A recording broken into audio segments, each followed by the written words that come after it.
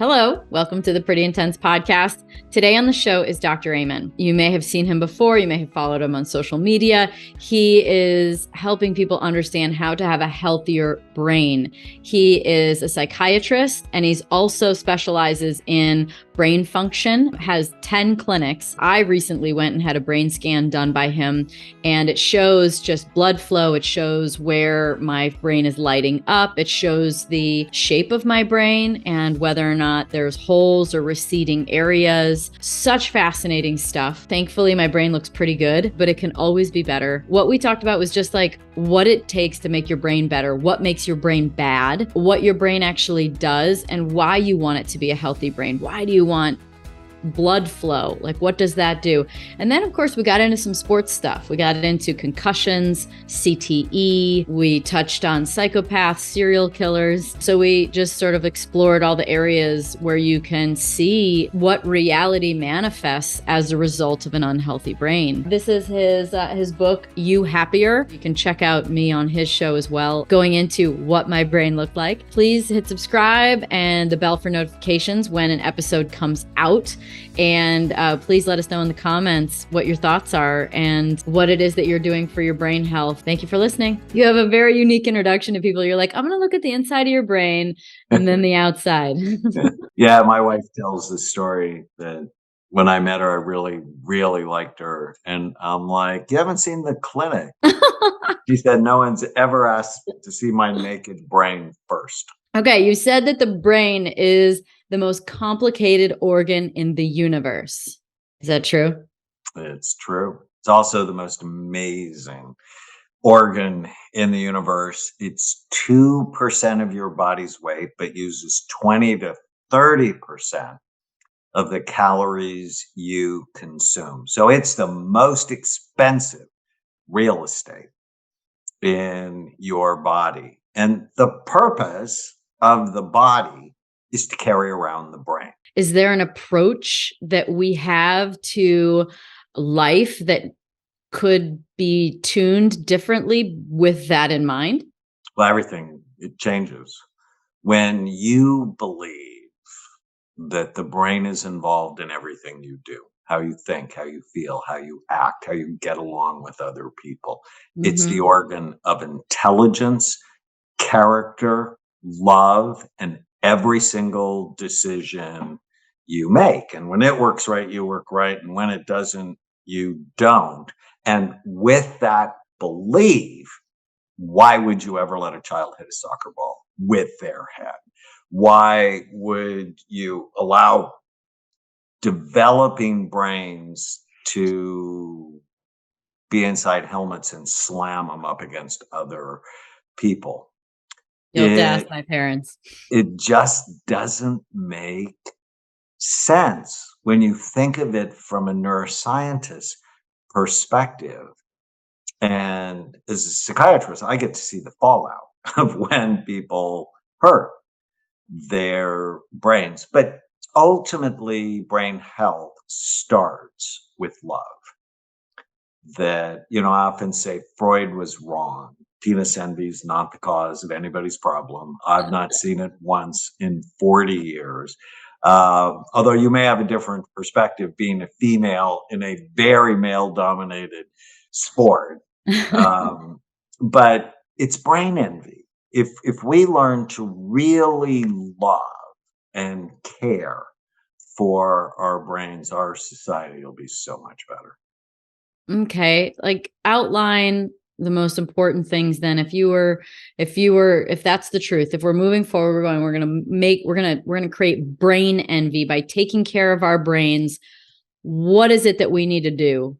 We'll start there. What is it? What are some basics? So I think of it as three things. Okay. It's brain envy, got to care about it. Avoid things that hurt it. You got to know the list. Yeah. And do things that help it. Again, know the list.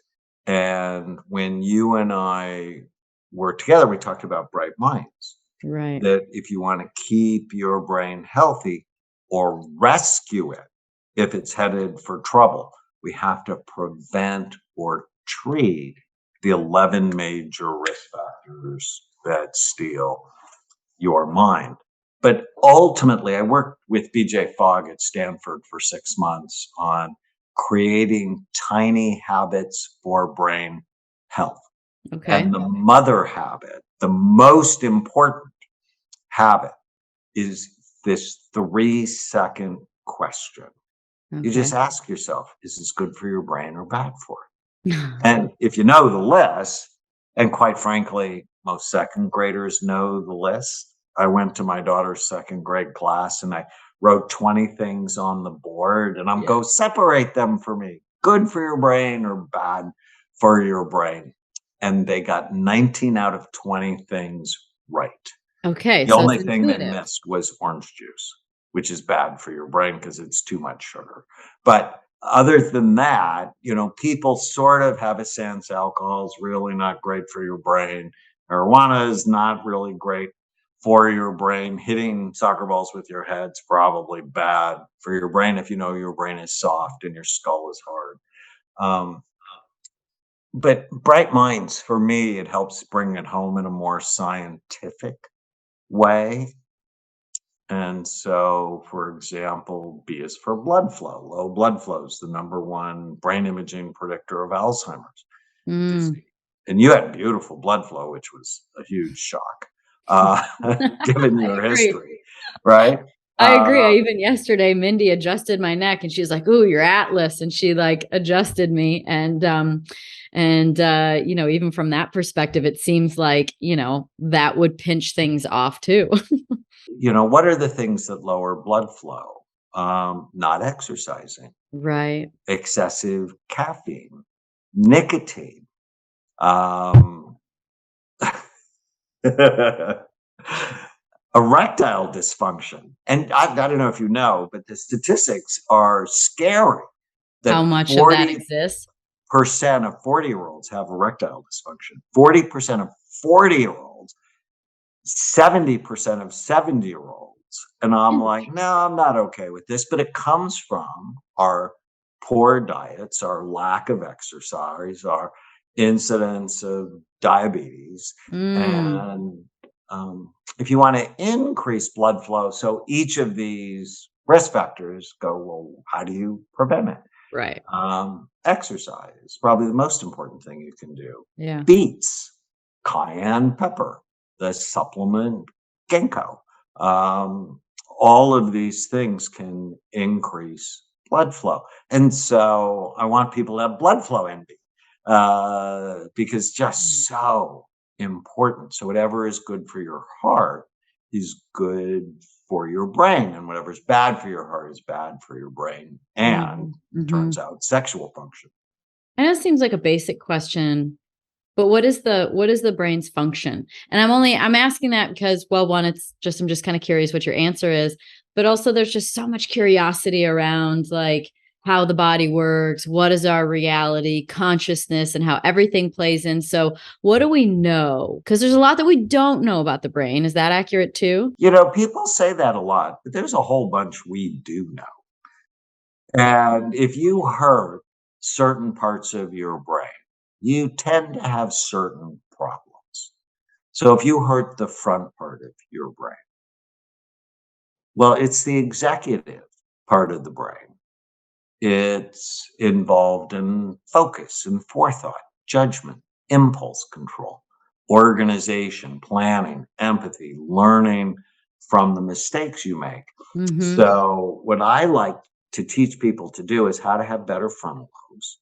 Mm-hmm. And in that way, they have a better life because they know what they want and they see the future on how to get it. And then Mm-hmm. they act in ways that are consistent with their goals. So for Mm-hmm. all of my patients, I do an exercise I love called the one-page miracle. Oh. On one piece of paper, write it down. What do you want? Relationships, work, money, physical, emotional, spiritual health. What do you want? And then Mm-hmm. another tiny habit after you do that is before you go to do anything or say anything, you just go, well, does it fit? Does my behavior fit the goals I have for my life?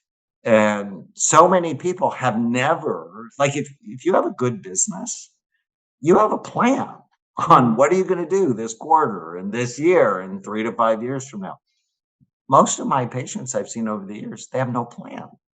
And so they end up going from crisis to crisis. But that's what your frontal lobes do, Mhm. is they plan, they organize, and they keep you on track. And when they're hurt from a head injury or heavy metal exposure or a near drowning episode, Sure.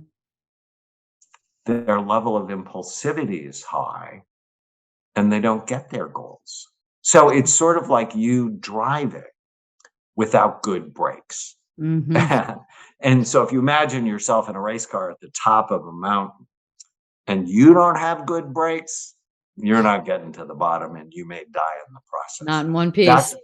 that's what happens when people have low frontal lobe function. Now, if you have high frontal lobe function, it's like the brake's always on. So those are people who have OCD Oh. and they can't they can't stop stopping themselves to either do a ritual or a bad thought. Mhm. And so it's always about balance. So the purpose of the brain is to be aware and control your life. It's to think, it's to feel, it's to act, it's to interact. When it's not healthy, and I've seen a whole bunch of unhealthy brains, I have over 100 murderers that we've scanned. Their brains are not healthy. Yeah, well, I was very curious about that. That was, definitely I wanted to get to that with this Dahmer documentary on Netflix being so popular. I think I even saw it said that it was one of the most popular on Netflix history. What is it that you've seen with um evil people, sociopaths, psychopaths, serial killers? I mean, I guess I can't say that I don't know if you've had serial killers in there before, but what have you seen with the brains of people? Actually, have you ever been able to take someone from a prison or someone that has been sentenced for something extreme and done any testing on those brains? Lots of them. Yeah, no, it's not uncommon if you're in the clinic that somebody shows up in an orange jumpsuit and handcuffs and shackles. And I had one guy with a cobra tattoo on his skull. He was a pretty wicked, at least his behavior was wicked. And, what I learned is that people that do bad things often, not always, but often have bad brains. And so I've testified in death penalty cases. And um, you might remember Kip Kinkle, who in 1998 murdered his mother and father. So he brought weapons to school. He got arrested. His mom and dad picked him up from jail at 6 o'clock at night. And sometime between 6 o'clock at night and 8 o'clock the next morning, he murdered his mom and dad. And then he went to his high school in Springfield, Oregon, and shot 25 people. And based on my work, they scanned him at Oregon Health Sciences University, and they sent me the scans. 15 years old. He's got the most damaged 15-year-old brain I'd ever seen. And, he murdered his mother. So I don't exactly know why, but it could have been a lack of oxygen at birth. It could have been an infection. Um, it was something poisoning that poor boy's brain. Now, I always think of people in four big circles. We have a biology, so the physical functioning of our brain and body. We have a psychology, which is how we think and our development. We have a social circle, Yeah. what's going on in our life, right? How are we doing in school? What are our relationships like? Do we have money? And a spiritual circle, which is, so why the heck do you care? Why do you think you're on the planet? What is your deepest sense of meaning and purpose? Yeah. And I see you as a very purposeful person. Mm. When you think of serial killers, they have problems in all four of those circles Mm. because, quite frankly, you can have a bad brain and never do anything bad. And so Kip, what I got to know about him is there are trouble in all four of those circles. His purpose in life was to be a mass murderer. He had very bad thinking and was isolated and disconnected. Hmm. And yet, I scanned Byron Katie. She talked about it publicly. She's a spiritual teacher, and Yep. she had a terrible looking brain. And before she had her awakening, she woke up on the floor of a halfway house in 1986 and realized that when she believed her thoughts, she suffered. But when she didn't believe her thoughts, she didn't suffer. I mean, it's so cool, so powerful. She had a bad brain, but a wonderful spirit, if you will. Yeah. And so it's not all brain. Hmm. But whenever you see someone who does something bad, Yeah. we should ask ourselves the question. It's what's going on in their brain. And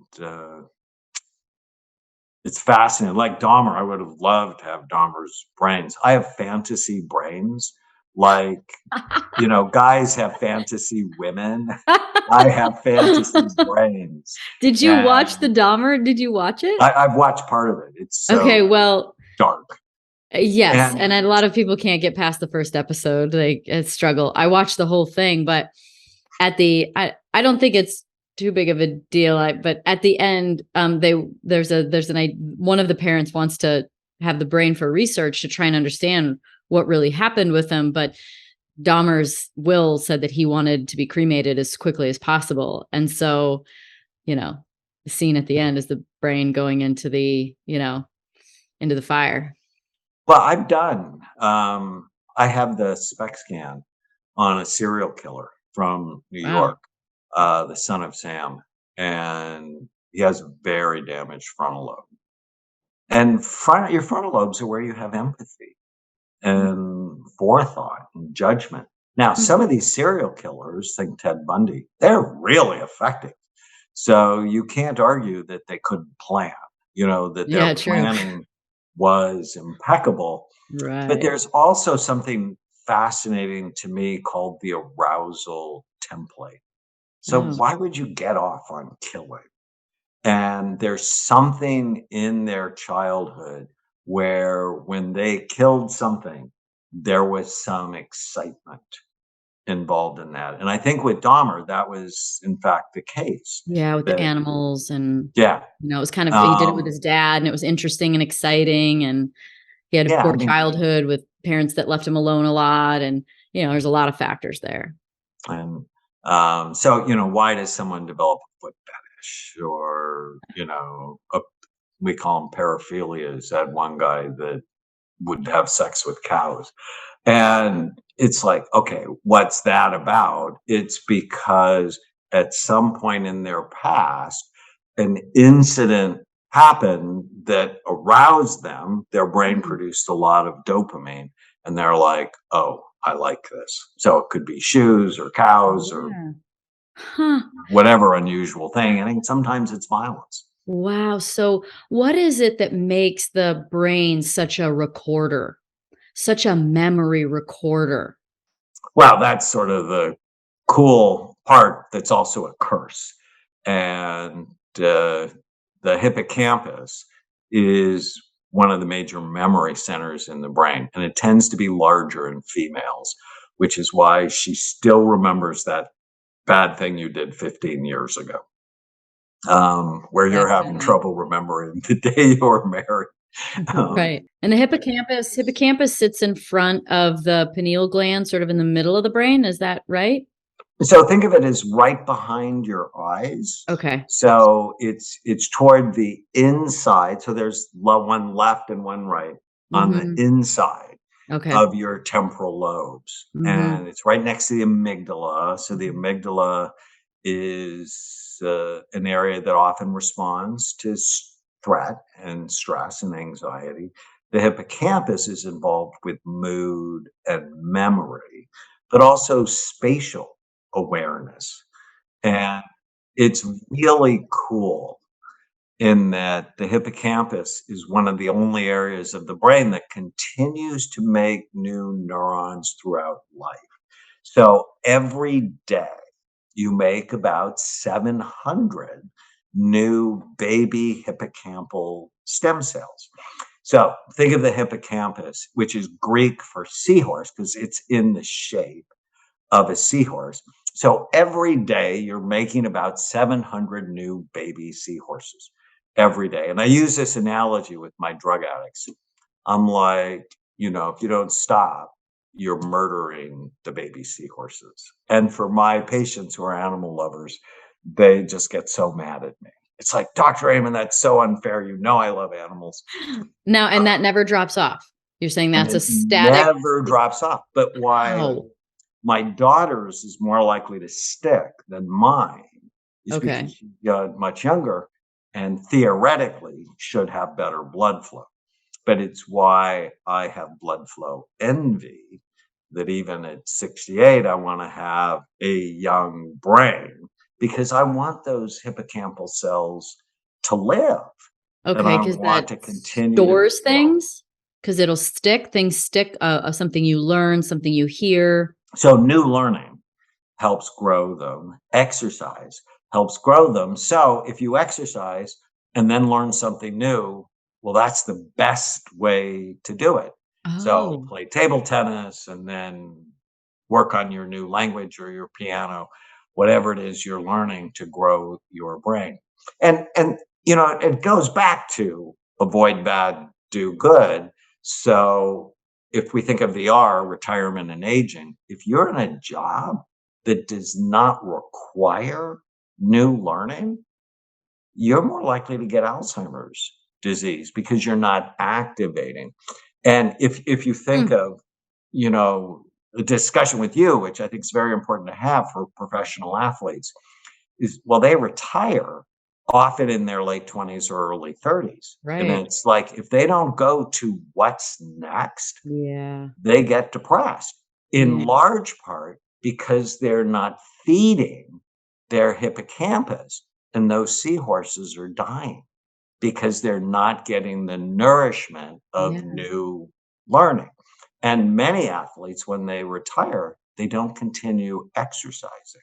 And so when I did my big NFL study, we scanned and treated 300 NFL players. Half of them were obese because they're like still eating what they ate when they were playing, but not exercising with that intensity. Sure. Well, and also if they're like an O-line guy, they have to keep their weight up because weight moves weight, like when you lean in weighing 325 versus 175 or 225 is a big difference.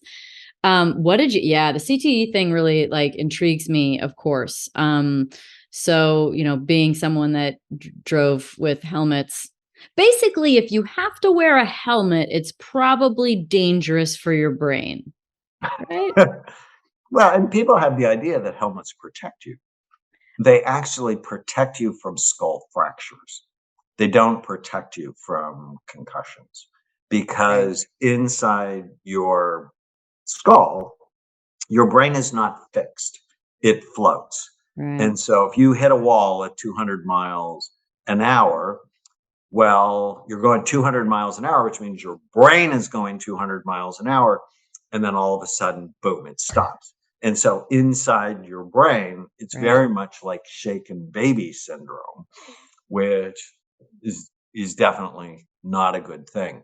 You had an amazingly beautiful brain. So for some people, their brain is resistant. And what I mean, there's a term I love called brain reserve, Okay. which is the extra tissue you have to deal with whatever stress comes Oh, your way.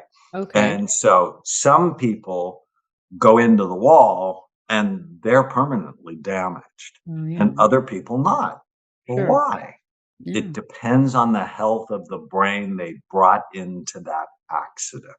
Hmm. And so if your parents wanted you, if they ate reasonably healthy, if they gave you nutrition, educational opportunities, if they loved you and weren't chronically unhappy with each other, so putting you under chronic stress. When you go into that accident, your brain's much healthier than, so for example, I adopted my two nieces. Mother drank when they were pregnant. So right away, they have less brain reserve. And then they moved a lot, and there was chronic fighting and stress. So when I adopted them, we had a whole bunch of work to do to boost their reserve and help them live, healthier lives. Yeah. Yeah. Well, what's the correlation between like CTE and the aggressive nature that comes out? It sounds almost like a sociopath or someone that it does bad things, because there's lots of, there's stories of former players, they commit suicide, they seem to act out of the ordinary in some kind of way. What area of the brain is responsible for that, and what are the findings with all of your research with CTE?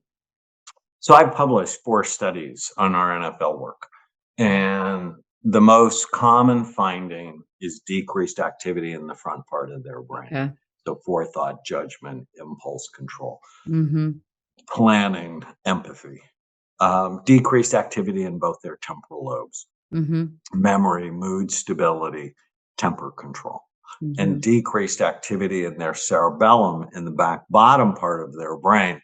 And that's sort of the quality control part of your brain. It's sort Okay. of the last check before a thought gets out of your mouth Okay. or a behavior gets out of your body. And and these are like incredibly coordinated athletes. Their reaction times were just off the charts, even seeing me many years later. Um, but the cool thing is, when I started my study, the NFL was in active denial that they had a problem. And I'm like, okay, somebody's got to do something about this. So clear, like, let's not lie about it. Playing football is a brain damaging sport. Own it. Yep. Because if you don't admit you have a problem, you can't do anything to solve the problem. But Yep. what we discovered that I'm so excited about is 80% of our players got better when we put them on a brain rehabilitation program. Well, how Amazing. cool is that? I Amazing. mean, Because it sounded like, to me, when I heard about CTE, I was like, like the damage is done, like that there's just, you have CTE. But that is amazing. It's reversible. and you got to, the earlier you start, the better. And the more, see, a lot of players won't come and get checked because they're like, I don't want to know I have CTE that is permanent and irreversible. That's the lore going around our society right now. Right. And I'm like, no. And we published this in a scientific journal. 80% of our players get better. Not a lot of athletes are reading scientific journal. No, that's true. I was a consultant on the movie Concussion with Will Smith. Yeah. I watched it, of course. And I was actually written into the script. Peter Oh, that's so Landesman's the cool. writer and director of Concussion. And he's like, you're like the only one talking about hope. And so I have the joy of being written into a script and the pain of being written out, because they decided it was going to be a movie of David versus Goliath with Dr. Amalo, who's a friend of mine, against the NFL. And I keep bugging Peter, and I'm like, you need to do Concussion too. You need to tell people there's hope, that if you do the right things, you can be better. Right. Obviously, the earlier you start, the better. And a lot of sophisticated players actually have hyperbaric chambers in their homes. Yeah. So I love that. I just did a presentation for the coaching staff of the Miami Heat, and they actually told me about some of the players who have hyperbaric chambers in their homes. Yeah. Well, I have one. I love that. And in our conversation, it was such a high recommendation for people. And why is that so good? Why is is hyperbaric chamber something you think that, like, generally speaking, everyone should be thinking about using it? Or is there a certain something, some symptom or a trigger, or maybe maybe being a former athlete, is there something that you'd say, If you well, have low blood flow, hyperbaric oxygen is really good. I recommend it to almost everybody that I see on imaging has low blood flow. If you've had a concussion, and even now, and probably when you were racing, the concussion protocol was rest. And I'm like, that is just so dumb. You have to put the brain in a healing environment, and that's not rest. So I think for concussions, it's awesome. yeah, For people who had strokes, it's been found to be really helpful after you've had surgery. So a lot of people don't know that general anesthesia can be bad for the brain. So if we go back to bright minds, the T is toxins. And children who have general anesthesia have a higher incidence of ADHD and learning problems. restricted Older blood flow. adults who have anesthesia have a higher incidence of dementia. That anesthesiologists never tell you, we're going to do general anesthesia and I may lower your IQ points like 8 to 10. Why does it reduce blood flow? What is it about anesthesia? It's not the short-term anesthesia, like, they give you propofol for a dental procedure. It's the general anesthesia for some vulnerable people. It decreases blood flow significantly. Mm-hmm. And like, I'm a psychiatrist. Why do I care about that? Because if you have low blood flow, you're more likely to get depressed. You're Yeah. more likely to have brain fog. You're more likely to drop and lose words. Hmm. I want to clarify concussions real quick, because I feel like for me, a lot of people have asked me, how many concussions have you had? And I'm like, it's got to be a scale. I'm like, I don't know. I've had like 2 or 3 that I had like symptoms from, meaning that night, or yeah, it's usually that, like, sort of like isolated to the day. But I definitely had some effect. But I was like, I also hit the wall probably, I don't know, 60, 70, 80 times. I don't know. I hit the wall a lot. I raced for 27 years. I crashed in go-karts. I crashed in race cars. So I'm curious, because I think that this is an applicable question to football or soccer or anything else where there's not a symptom, but you have an impact to the head. You butt heads when you're tackling, you hit it, you take a header on a soccer ball, whatever it may be. What is it that actually deems an impact a concussion? Well, technically, it's when you're symptomatic. But Really? the question is, what does more damage, the big hits or the little hits? Okay. Joe Louis actually said it best, the famous heavyweight champion boxer. Mm. He said, it's not the big hits that cause dementia, it's the thousands of little hits. And so if you think of Navy SEALs, for example, they do thousands of breaching exercises where they're blowing up things. And that is a subconcussive blow. You think of an offensive line person in practice and games, they Yeah. end up with thousands Right. of Oh, hits. yeah. And we looked at, on a football field, what's the worst position? What pattern gives you the worst brain? And it was offensive lineman. The Oh, yeah. second one was linebackers, and Mhm. then defensive linemen, and then tight ends.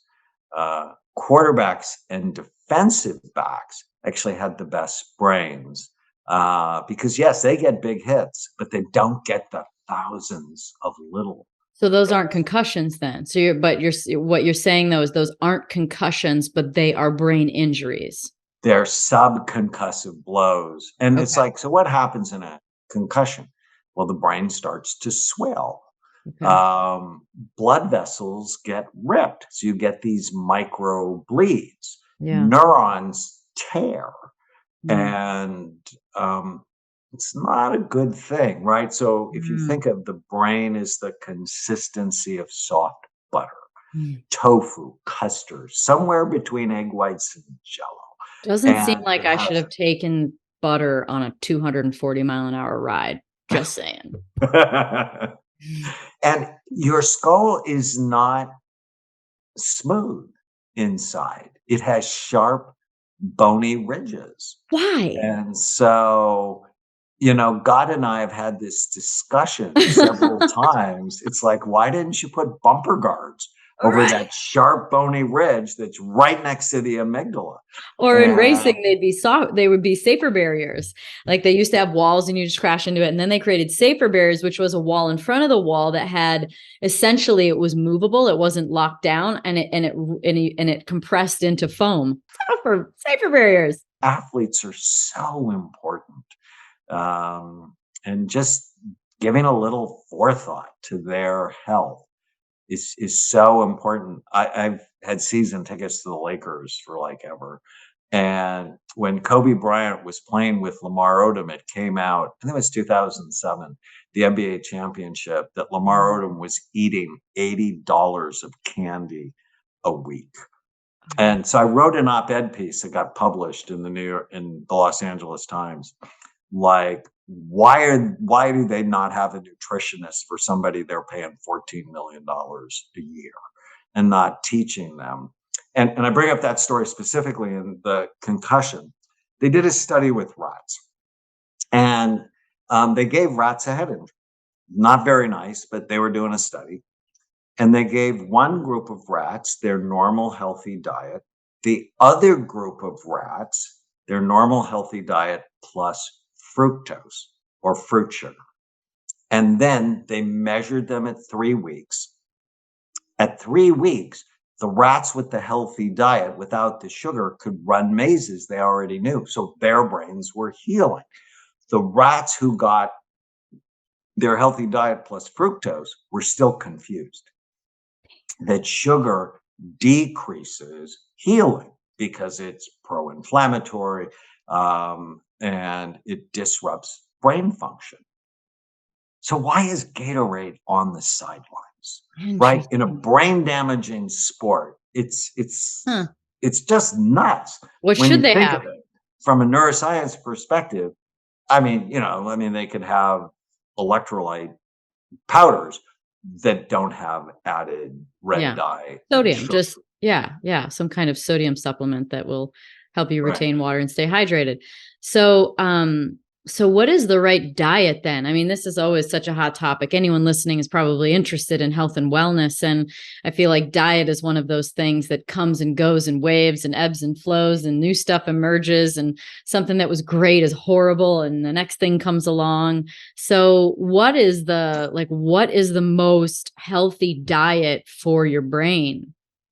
So I think really all effective long-term diets say the same things, that high quality calories, and calories matter, but the quality actually matters more. In a society where 72% of us are overweight, we're consuming.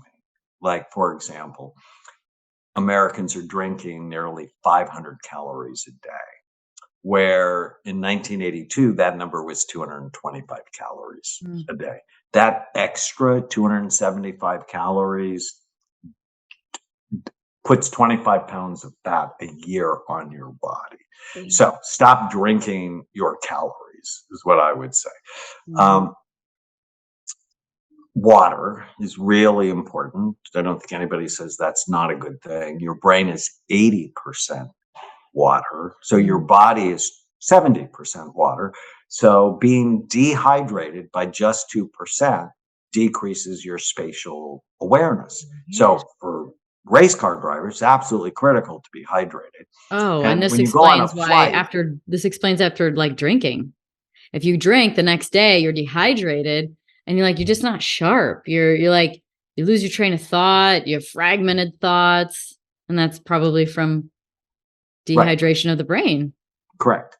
partially. So caffeine dehydrates you, alcohol dehydrates you, and then just not drinking enough water. High quality protein. Protein's absolutely essential for brain function. Healthy fat. So I know for a long time fat was demonized, but Right. 60% of the solid weight of your brain is fat. So if Right. somebody calls you a fathead, say thank you.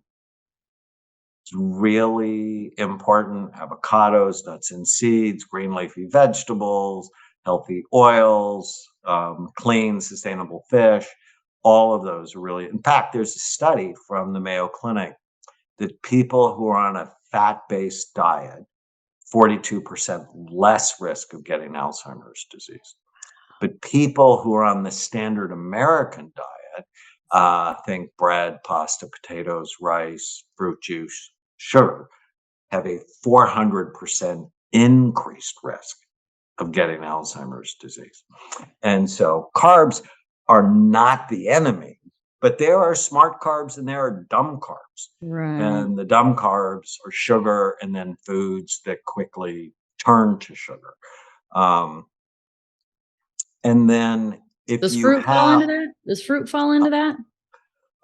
so I think you should probably have 2 or 3 times the number of vegetables to fruit, Mm, but I'm a huge fan of blueberries. They're like my go-to. I had a cup this morning in my yeah. shake.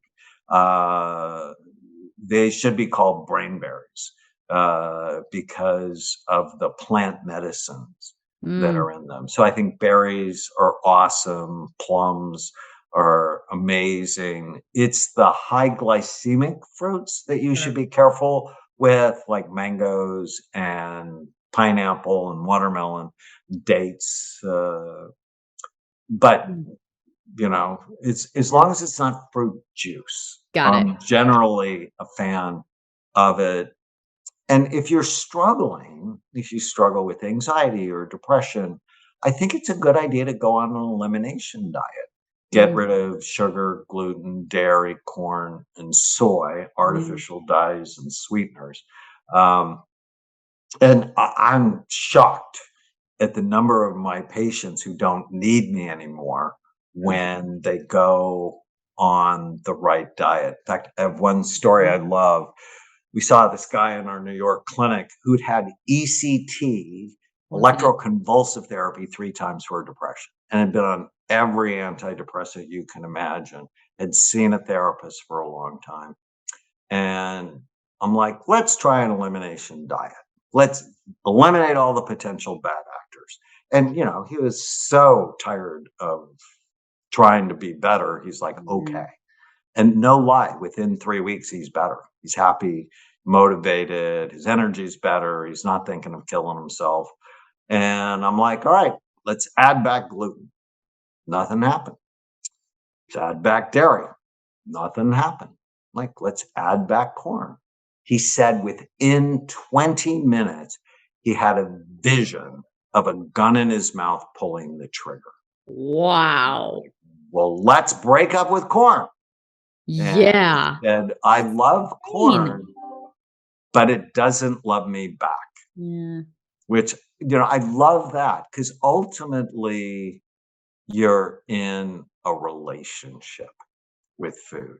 Mm, And I don't know if you've ever been in a bad relationship, but I've been in bad relationships in the past. yeah. I'm And 40, definitely. I'm not doing that anymore. And I'm damn sure not doing it with food. Yeah. Right? I mean, I have control and it's like, "Oh, but I love Rocky Road ice cream." Yeah, but it doesn't love you back. Right. And Drew Carey said it best. He's a comedian who lost a lot of Yeah. weight. And he said, "Eating crappy food isn't a reward. It's a punishment." Oh, I agree. And and I knew when he said that he would stay healthy Yeah. because ultimately if you're feeling deprived, then you're not going to keep doing the right thing. Yeah. That you have to shift your mindset Totally. to doing the right thing as a sign of love. Right. And I love me. Yeah. Yeah. Diet plays such a big role in so many things.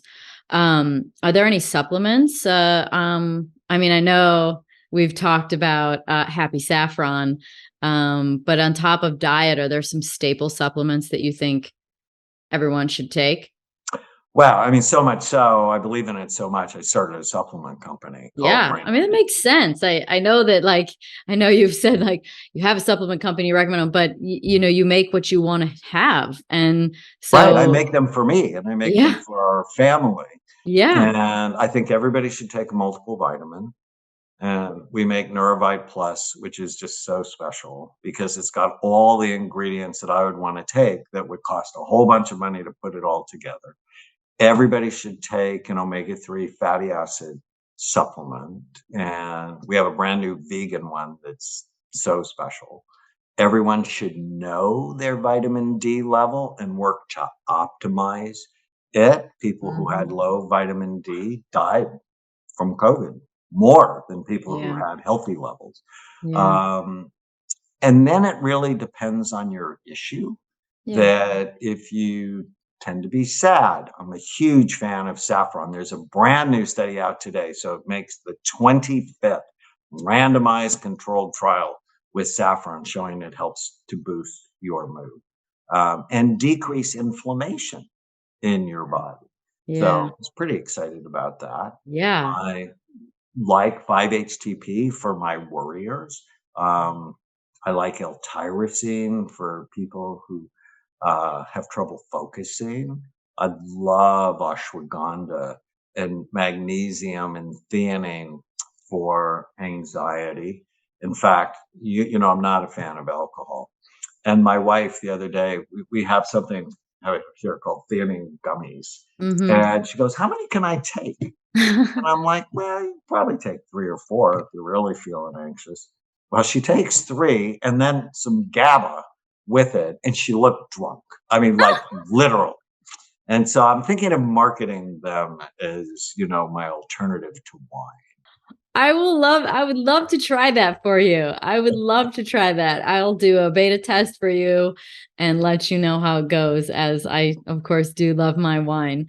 What about your emotional state? You know, what about just your, you know, how important that is and how much control it has? Like, I'm just, you know, what about people that heal themselves and using the power of their mind? How does that happen? Well, let me give people 2 strategies that I use and like a lot. The first one is you need to control your thoughts. If your thoughts Mhm. are controlling you, it's backwards. And Okay. how you control them is whenever you feel sad or mad or nervous or out of control, write down what you're thinking. Mhm. And then ask yourself whether or not it's true. And I have a process in a number of my books, my new book, You Happier, Mhm. of takes you through 5 simple questions. Thank you. Takes you through 5 simple questions, and it is it's emotional freedom when you don't have to Mhm. believe everything you think. Like Katie Byron And said, "Stop believing what you think." I love that so much. Um, the second thing, actually, I'm gonna give you 3, is when you go to bed tonight and every night, go, "What went well today?" Mm. Put yourself to sleep by going on a treasure hunt, looking for what was right about your day. Now, the bad things will pop up. Imagine a big broom, sweep them away. You can deal with that tomorrow. Mm. The point is put yourself to sleep with gratitude and positivity. Your sleep will be better. Yeah. And then when you find you get really upset, there's something called bilateral stimulation. And I do a therapy I just did a session called EMDR, eye movement desensitization and reprocessing. It's so powerful, especially if you've had some trauma in the past, and who hasn't. But I also like a cousin to it called havening, which is when you get upset, grab your shoulders and just Mm. stroke down Mm.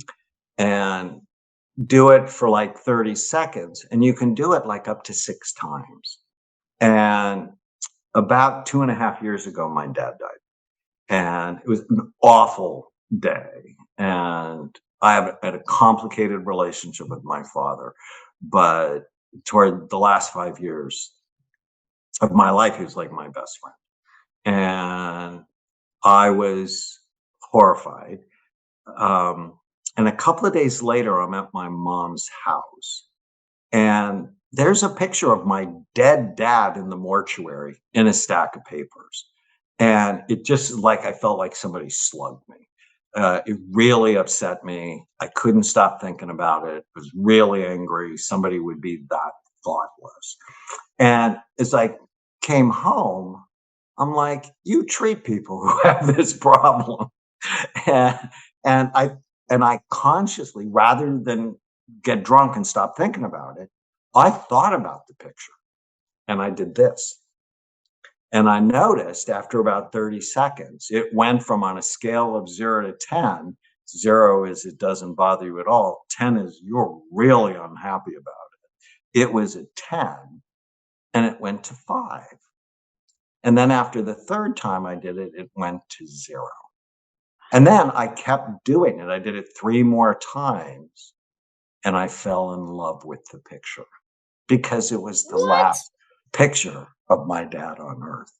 And when you have these tools to manage your mind, and you're also managing your brain, it gives you this emotional freedom so that you can live in the present and love your life. I can't imagine how many people that would help if they just knew that technique. That is not hard to do. And it's also not a thinking exercise necessarily where you have to, because sometimes when you're in the state of anxiety or overwhelming sadness or fear or something, it's inescapable to choose a different thought. But this isn't a thought, this is an action. It's just so effective. But at the same time, don't be afraid of your thoughts. Right. You have to direct them. See, I would bet for you that racing, because you were so good at it, was mostly a subconscious exercise, Yeah, that probably. you just knew what to do Yeah. because you had done it for so many years. There's nowhere in school where people teach you to manage your mind. So it's always conscious managing it. Where if you wrote down 30 or 100 of your worst thoughts and you brought them through those questions that I write about, pretty soon, subconsciously, you'll get a bad thought and then you'll flip it Yeah. and you'll go, well, is the opposite of the bad thought true? And but it takes work, right? You did not become great by wishing it. You became great by wanting it and working it. If Right. you're going to have an elite brain and mind, you got to work it. It's like every day. Brain health, mental health is a daily practice. And I'm so grateful to you for having me on so that Yeah. I could share my work. Real quick, you had mentioned sleep. What is it that's actually happening when we sleep with our brain? It washes itself. It cleans itself. It actually has a fluid system that is not open during the day. But What? when you go to sleep, it opens it. It's called the glymphatic system. So Huh. we have lymphatics in our body, Yeah. and they're open all day long, cleaning up the trash that builds up. Well, it's closed in your brain until you sleep. So if you're only sleeping 4 hours a night, it's like the cleaning crew didn't have enough time Wow. to do its job. And so when I was talking to the Miami Heat, I'm like, what if we did a study where we sort of saw how, looked at how the players slept and then their shooting percentages? Because there's a study on soldiers who get 7 hours of sleep are 98% accurate on the range, but those who only get 6 hours are 50% accurate. 5 hours, they're 35% accurate, and 4 hours are only 15% accurate. So, So what if we made 7? sleep a priority? And so, rather than going out and having fun, going to bed and let the cleaning crew do their job, you're going to have a whole Right. bunch more fun tomorrow. Right. So 7 is the magical number. Probably 7.5 is the magical number because the brain tends to sleep in 90-minute cycles. And so you get 5 good 90-minute cycles. This book is really cool. You go into brain types. How is it that you're able to type a brain? Like there's the spontaneous brain, spontaneous, balanced, persistent, sensitive, and curious. Cautious. Cautious. That's my bad writing. Right, because everybody has a different brain. Yeah. And the idea of do these things and be happy, it totally depends on your brain. That the spontaneous type, they love jumping out of airplanes. They love doing high risk behaviors. The cautious type, not so much, but that actually makes them miserable. So it's very important to direct happiness to you rather than one strategy fits everybody. That's just ridiculous. And so know your type, who runs toward fires versus people like me who run away from fires. There's a very high incidence of ADD, our spontaneous group, in firefighters. Oh, really? So the persistent people love routine and ritual, and the spontaneous people hate routine. The persistent people hate surprises. The spontaneous people love surprises. And so can you imagine if you're married to someone, one's spontaneous, the other's persistent, you're not speaking the same language because your chemistry is different. Right. And so ultimately leading to your happiness and your emotions being really responsible for the health of your brain. And so you need to know what kind of brain you have to know what kind of lifestyle you should be curating for yourself to lead to the healthiest brain. I think you break it down into those 4 big buckets too, the spirituality and psychology, right? Always, because that's just how I think about people. We don't treat diagnoses, we treat whole people. Yeah, it's so cool that you have the psychology aspect to be able to bring into brain health. So what's the next what's the next thing you're hoping to, are you working on anything with the brain? What's the next frontier with the brain? Maybe something around consciousness? Oh no, my big mission in life, and I'd love for you to help me with it, is I want to end mental illness. I want to end mental illness by creating a revolution in brain health. I hate the term mental illness. I think it shames people. These are brain health issues that steal people's minds. And so if we can make brain health cool, I think me coming on your podcast, that helps. If we can make brain health cool, then we can change what is really a damaging medical specialty. I love being a psychiatrist, but I hate what it's turned into. You have this diagnosis based on these symptoms. Here's this medicine. And we're sicker now than we have ever been. Right. Cancer's declined 27%, suicide's gone up 33%. Why? We're working on the wrong paradigm. So I feel like I have this big mission. So I'm looking for help. Let's do it. Okay. What's the call to action? What's the call? I want to help promote that. So we actually have a foundation. We have a big event, December 7th. Okay. So I would love for you to come. But December 7th at the Beverly Hilton Hotel, we're going to have brain healthy food that is unbelievably delicious, mocktails that are so much fun. And we're going to brainstorm on how we can change the conversation away from mental illness to brain health. We actually have a preschool course, a high school course on called Brain Thrive by 25 that decreases drug, alcohol, and tobacco use, decreases depression, and improves self-esteem. I need help because it's like I'm trying to change culture. When you have Girl Scouts selling cookies, you know that it's probably not going the right way. Well, there's other certain things that have happened in the past in recent time where you get a donut for something. So, cookies and donuts are not going to solve health issues. I feel like we can all probably agree with that. Well, I'm happy to help you with that mission. I love brainstorming. But I just really think that, thank you for writing so many books. I was trying to figure out how many books you have, and I was like looking online, and I'm like, how many books do you have? Well, I'm old, so I've written a lot. I have 40 books. That's insane. That's so amazing. What a contribution.